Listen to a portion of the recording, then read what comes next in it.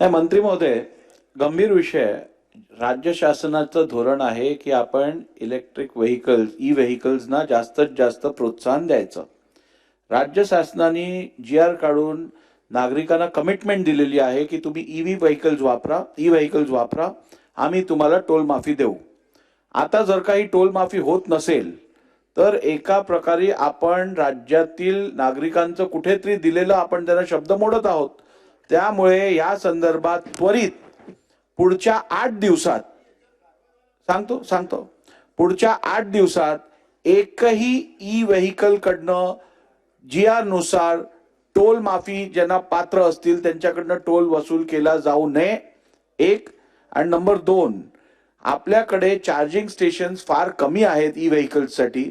आपल्याला 120 वॉटचा charging station किमान तयार करायला लागेल जेणेकरून आपल्या गाड्या 25 ते 30 मिनिटात चार्ज होतील.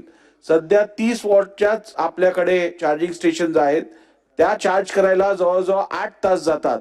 तर या संदर्भात पण शासनाने त्वरित कारवाई करावी. अध्यक्ष महोदय, सांगितलं ना 8 दिवसात.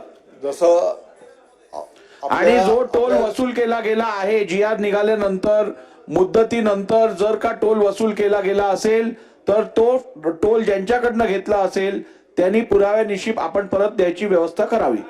अध्यक्ष महोदय, आपल्या निर्देशाप्रमाणे बैठक घेऊन त्या ठिकाणी नियोजन केलं जाईल.